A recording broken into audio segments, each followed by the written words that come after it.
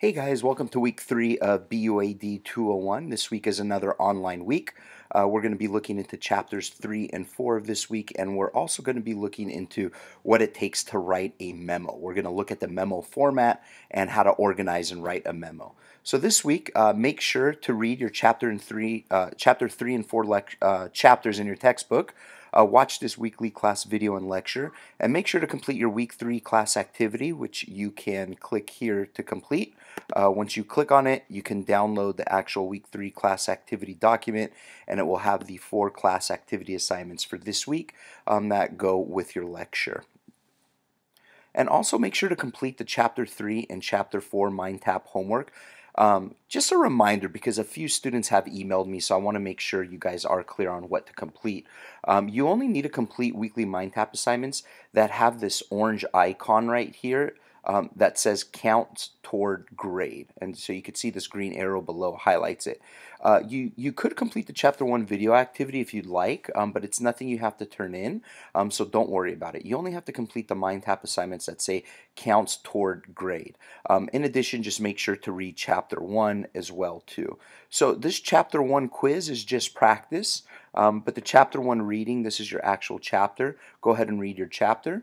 And then, of course, complete your chapter 1 assignment. And you can see this is what is going to count towards your grade. Again, you do not have to complete anything that does not have the orange. Only the orange icon will be counted towards your grade. So what I'd like to do now is I'd like to go and dive into our lecture for this week of chapter 3 and chapter 4.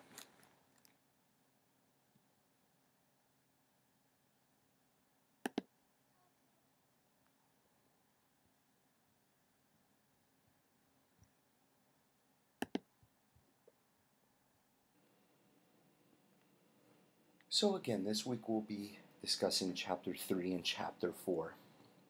So go ahead and open up your week 3 class activity document. Remember, it's going to be the Microsoft Word document that I just showed it.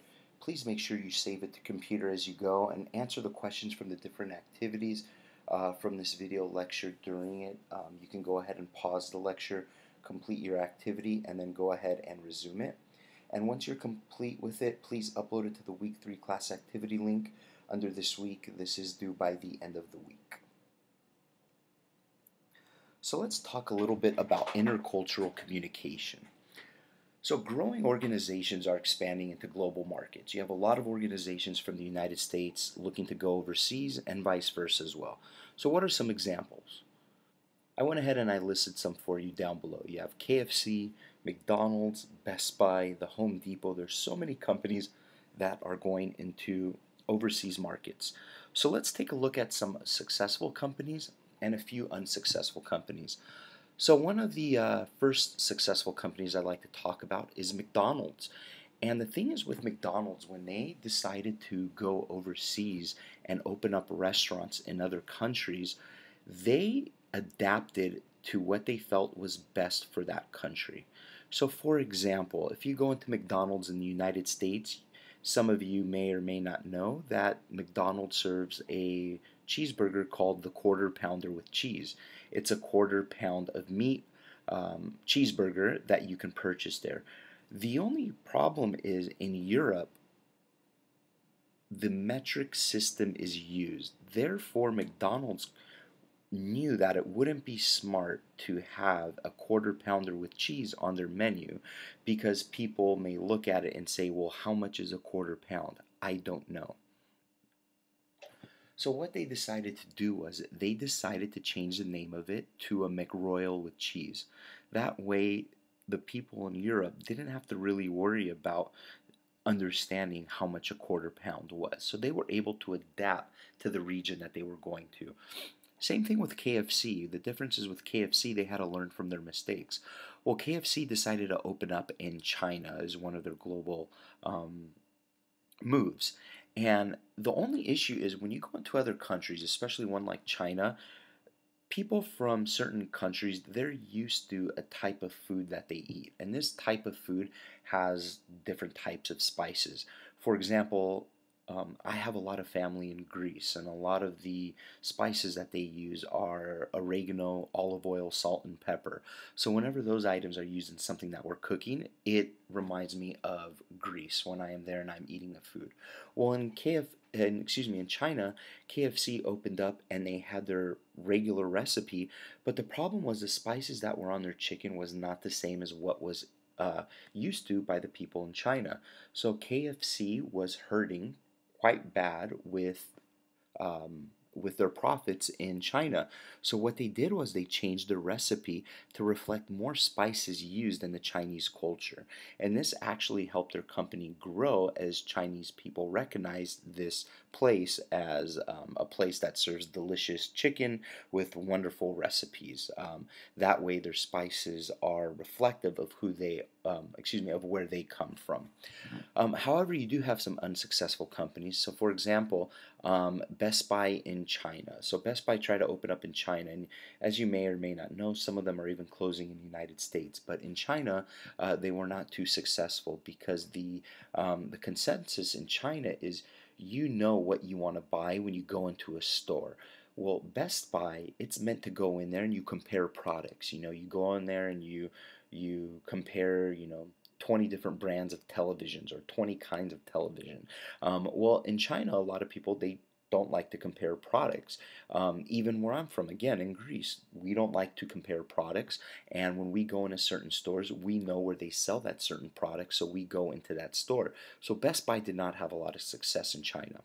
Home Depot, DIY doesn't exist in certain parts of the country because there's cheap labor there. You have certain countries that it may be cheaper to hire someone to do a job for you than it would be worth your time.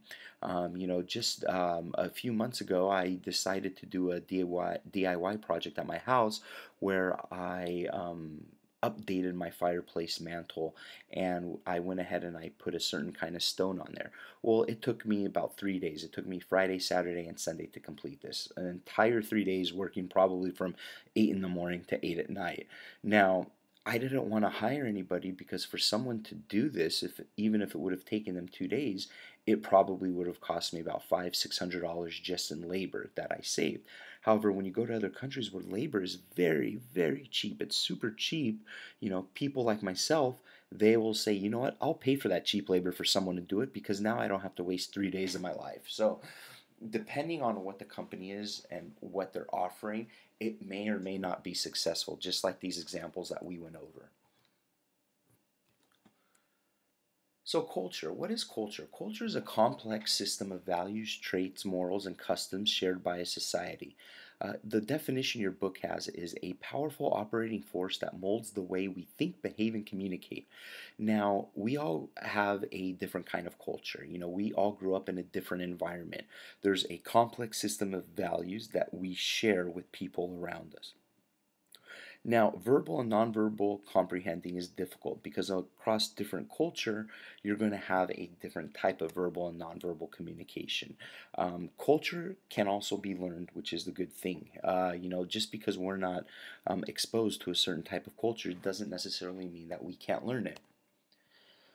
So I want to take a look at a video. This is going to be for your class activity 1. We're going to go ahead and watch a video, and during this video, I want you to take note. I want to go over what your activity is before we watch the video, so that way you know what to look for during the video.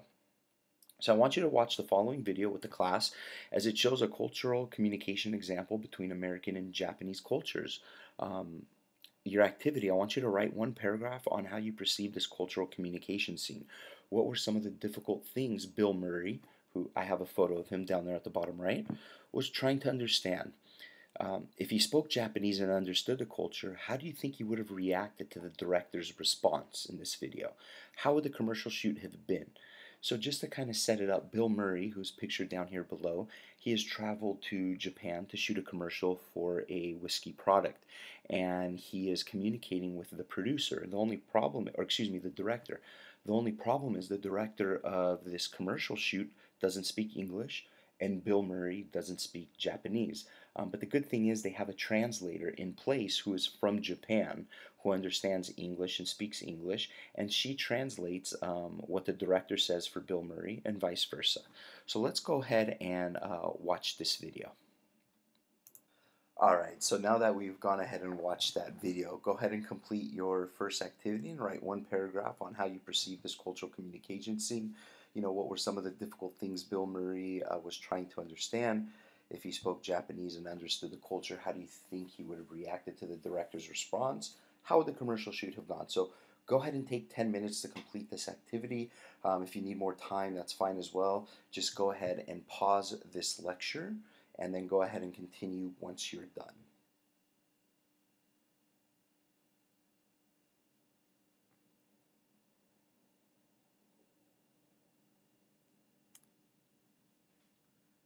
So let's move on to the next slide and discuss a little bit how culture combines visible and invisible.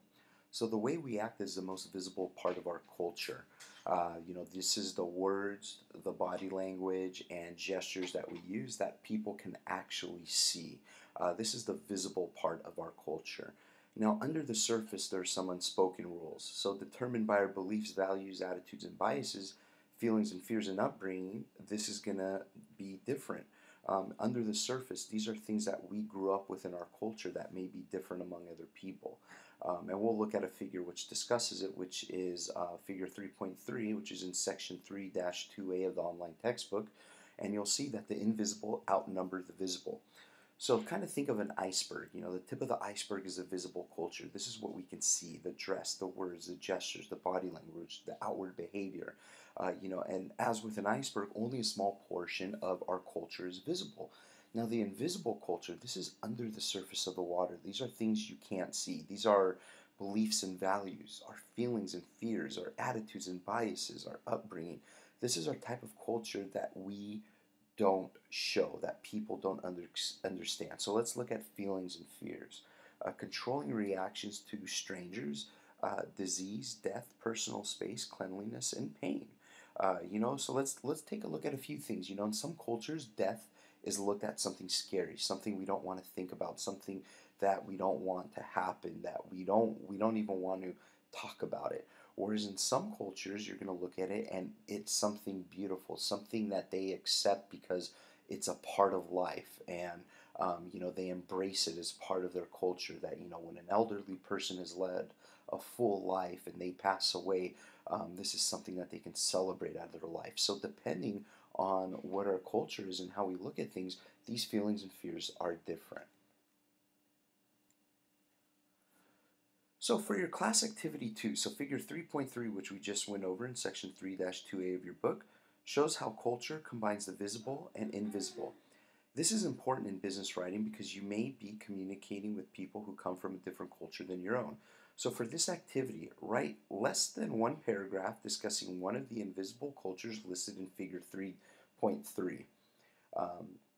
The invisible cultures are what is underneath the water, the iceberg. You know, which one did you choose? What is it? How does a person from a different culture of your own compare to this? Discuss how this invisible culture plays a role in your own culture. So go ahead and take 10 minutes to complete this activity. Pause this video lecture, and once you're ready to move on, go ahead and hit play.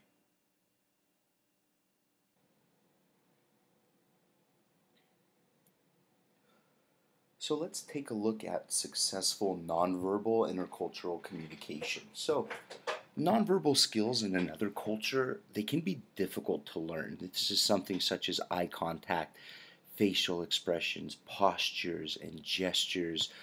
This is kind of like what people can see but don't understand in a sense. So maybe in my culture, making eye contact while someone is speaking is a sign of respect, and it shows that I'm paying attention to you. Whereas in another culture, if you make too much eye contact, maybe that person may think that you're questioning them. So nonverbal skills in another culture are very difficult, very difficult to learn. So, how do nonverbal cues affect communication? So, let's say you're giving a presentation and your boss is at this presentation and your boss raises their eyebrow. Now, is your boss doubting the statement you just said, Or is he or she considering it? We don't know, because that nonverbal communication of the eyebrow raise can mean so many different things, especially in other cultures. So deciphering nonverbal communication is definitely difficult in any culture. But the more you interact with people of other cultures, the more you will learn on how to respond to these nonverbal communication cues. A European office layout is a great example, because what people in Europe, excuse me, what companies in Europe decided to do were to break down the walls, the barriers of the cubicle, and they put desks in an open floor plan. That way, while you're looking, excuse me, while you're working, you can see other people. You can look to see what they're doing, how they interact. Are they a person who always smiles? Are they a person who never smiles? Maybe if, let's say you work for a company where you have high cubicle walls and you can't see your coworkers, and one of your coworker comes over to you and starts a conversation up with you, but this coworker isn't smiling. So do you start thinking, well, if they aren't smiling, does that mean they want to talk to me? Maybe they're being forced to talk to me, or maybe they just don't want to talk to me. But by them not smiling, you're going to take that in a way of negativity. Whereas in a European office layout, if it's an open floor plan, you can interact with this coworker much more, and you can see that this coworker doesn't smile all the time. So now you're not going to take it personal, because you know that's their personality type. So keep that in mind. So how technology and social media affect intercultural communication? Well, the good thing about social media is that it bridges the gap between cultures. It allows for quick interaction and for people to be more social. Twitter and Facebook, they offer an opportunity for intercultural communication. You can understand people from other cultures, and you can learn about other cultures through social media. So social media has definitely bridged the gap between cultures. Global business and social media use. Businesses are building relationships on Facebook, Twitter, and YouTube. Even global businesses in other countries. Think about some examples of global business and social media use. There are companies, in vacation spots overseas or in the Caribbean that they are advertising to you in America through the use of social media. They were able to track that you Google searched, Caribbean vacation. So I'm a Caribbean hotel owner in, let's say, Aruba, and I get this information. Well, I'm going to advertise to you that, hey, I have a special going on right now. So social media has definitely bridged the gap between cultures.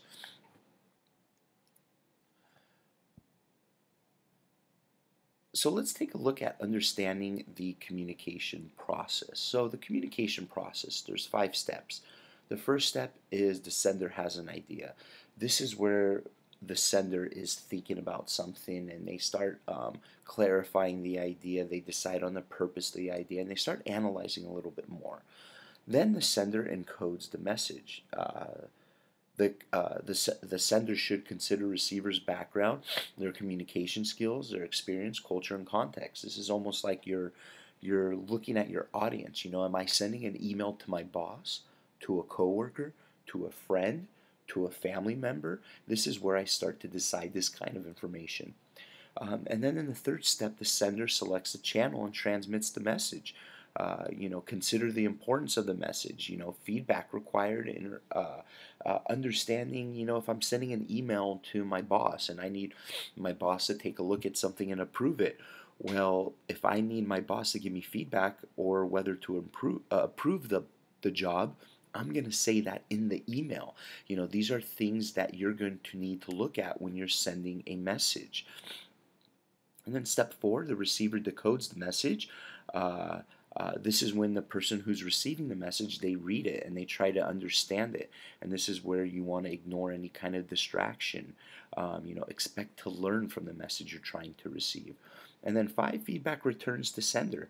The receiver should craft a clear and complete response that reveals comprehension of the message. When you're having a conversation with someone, you ask that person a question, they're going to think about it, and they're going to send you their answer back. So this is figure 4.3 in your online book, which is the communication process. Make sure you understand this communication process, because when you're completing your writing activities, this is something you're going to need to apply.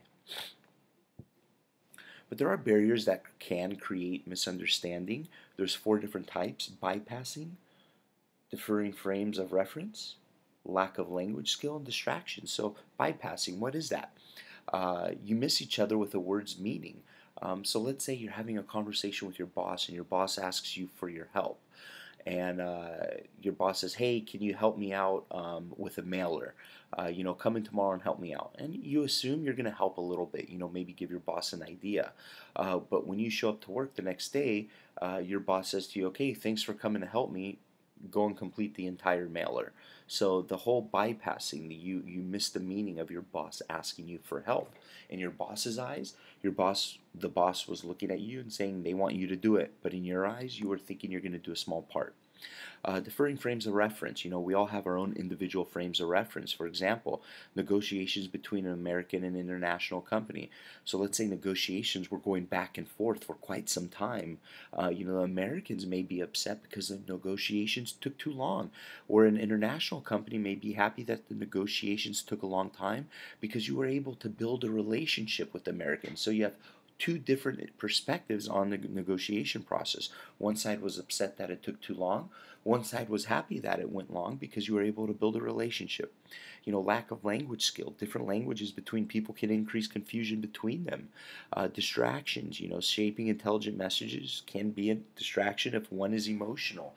If this is why people say that whenever you receive a message and you're going to respond to it, if you're emotional about it, it may be good to sleep on it for one night, to think about it. So for your class activity number 3, miscommunication can occur quite a bit in any professional organization. However, if you prepare yourself with understanding the different types of miscommunication, you can help increase awareness so it does not happen again. So for your activity, in 3 to 4 sentences, discuss an example of when there was miscommunication between you and a friend, a family, or a coworker. Why did this miscommunication happen? Could it have been prevented? If no, why not? If yes, explain. So take about 10 minutes to complete this class activity. Once you begin, go ahead and pause this video lecture. And once you're complete, go ahead and resume and hit the play button.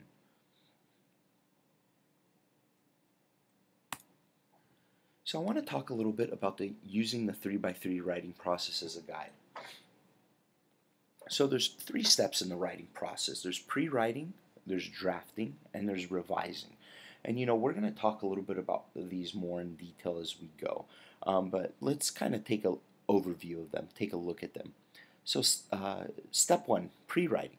This is where you analyze, what is your purpose? What is it that you want to write about? What is it that you want the receiver to do or to believe?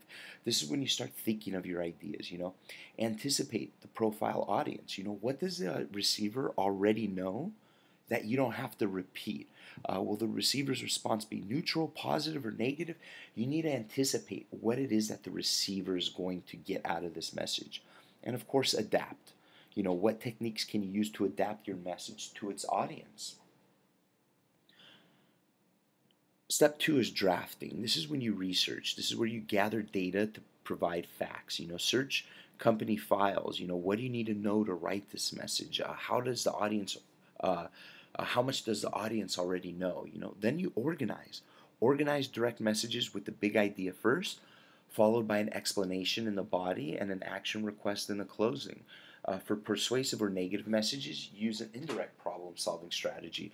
So when you write a direct message, you're going to use the information that you want to present in the beginning, and then you're going to provide details after. Whereas if you're trying to persuade someone, or if you're writing a negative message, this is where you're going to want to use the indirect approach. You're going to use credibility before you give bad news or before you try to persuade someone of something.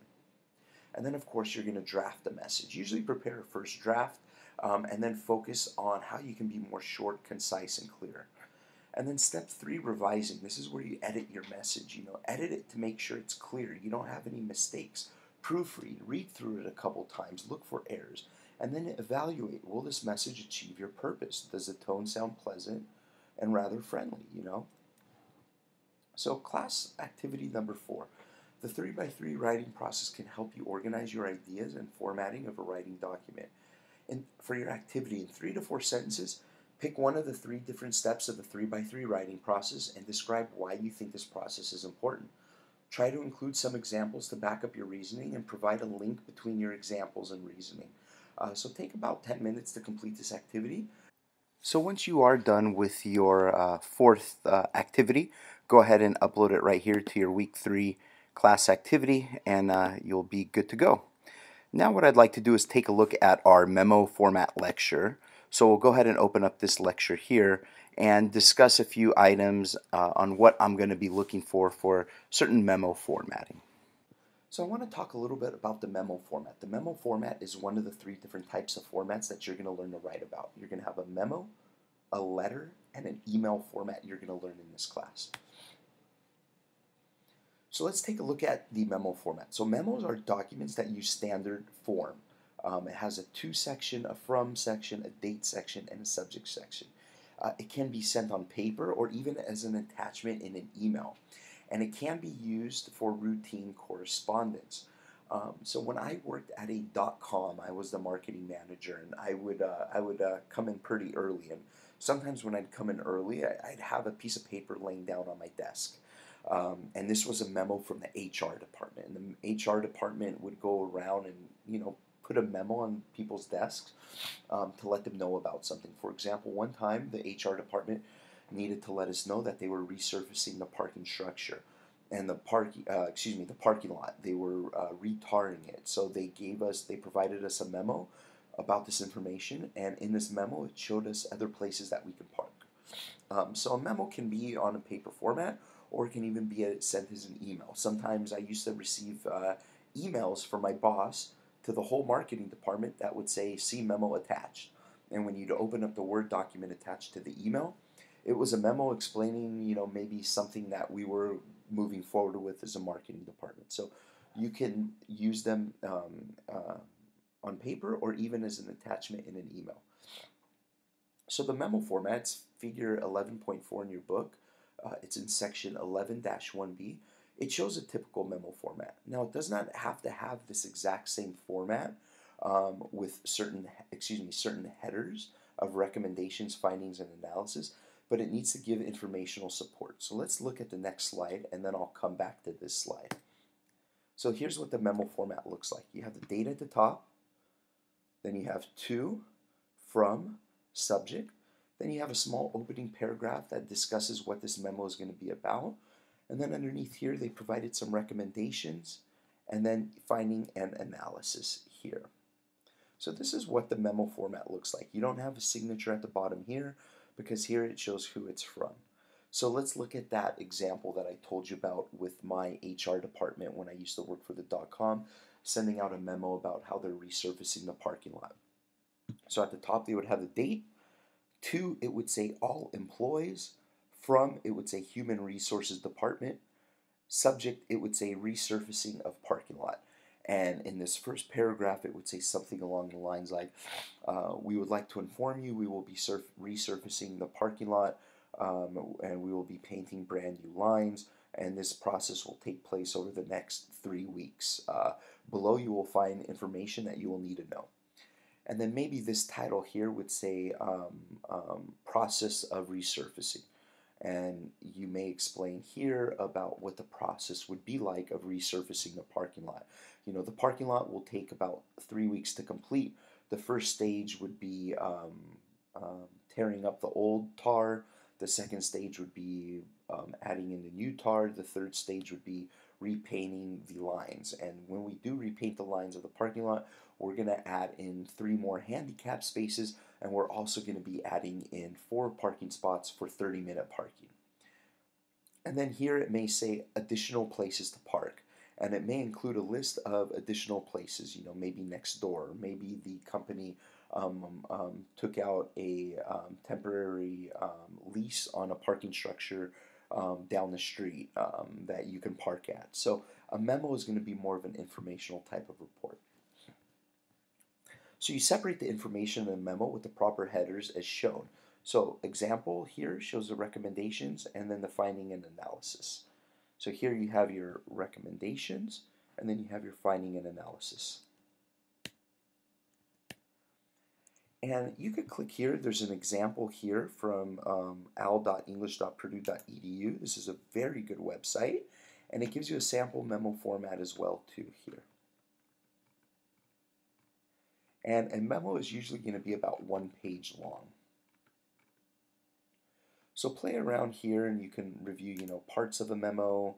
You can review the format. Take some time to take a look at this here.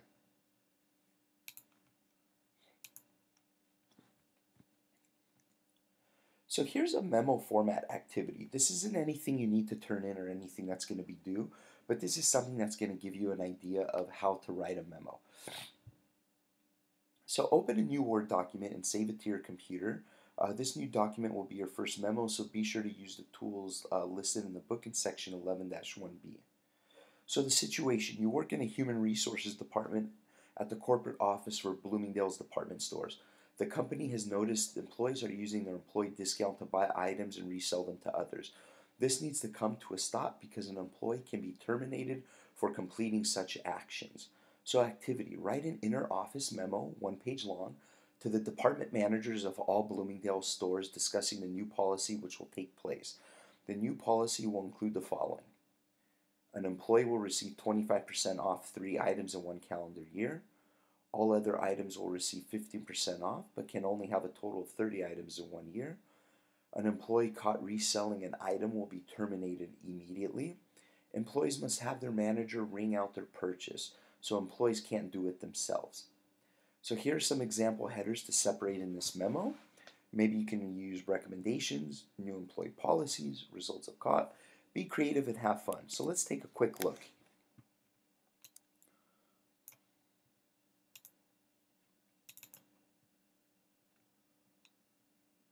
So remember, a memo format. Let's take a look at what it looked like.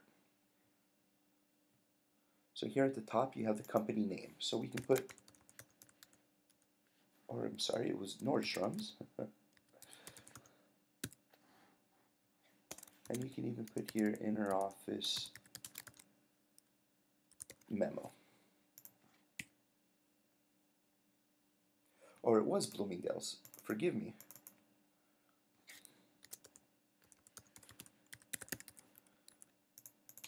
So let's make this a little larger. We can even italicize this if you'd like. And then you have to from. We also have date and subject. Date will go first.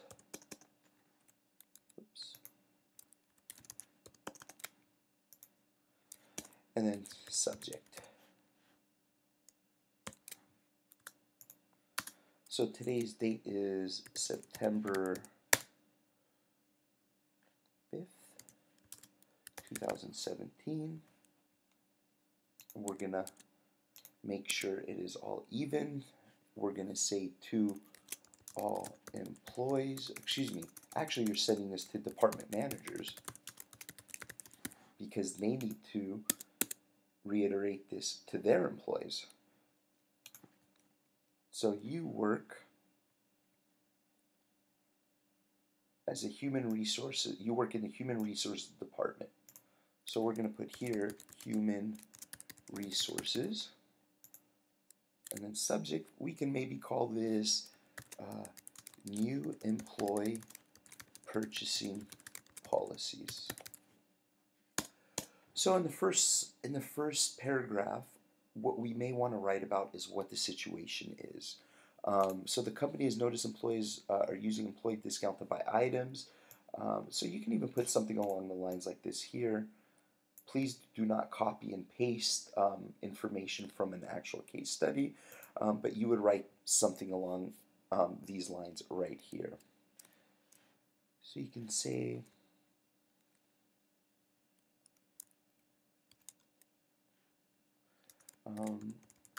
Bloomingdale's has noticed ...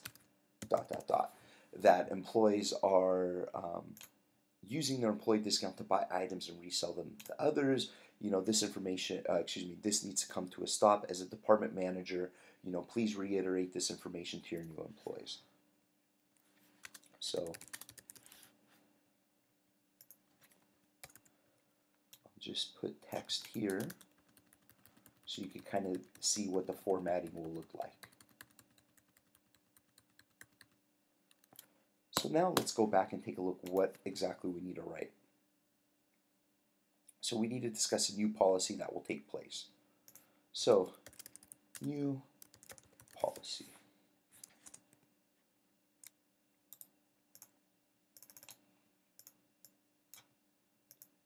We'll bold that title.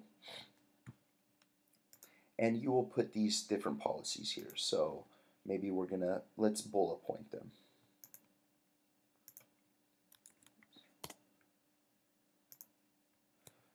So first, new policy.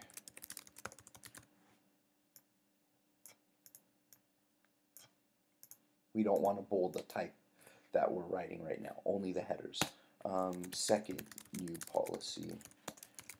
Third, new policy.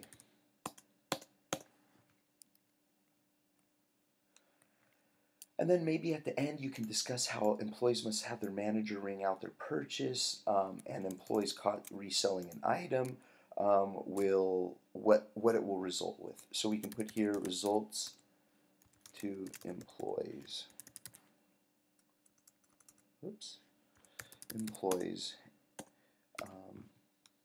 So you can discuss here if employees are caught breaking the rules, ...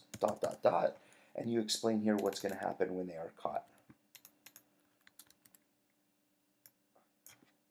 And it will look something like this. And then even at the beginning of the new policy, you can even have an introduction here explaining what the new policy is going to entail and why it's in place. And then you have a results here as well. So you can kind of see this is what the formatting is going to look like of your memo format. So practice it.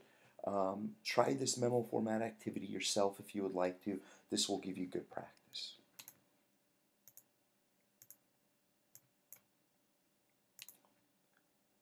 So I have the PowerPoint for week 3 and 4 right here.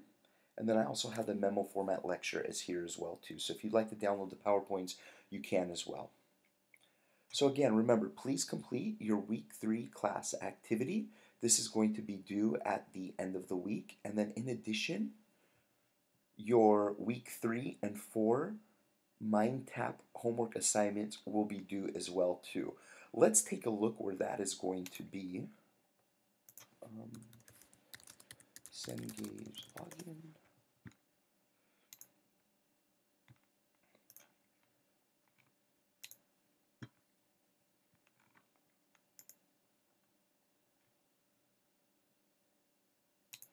So when you log into Cengage, it's going to look like this. So at the end of this week, you have chapters 3 and chapters 4.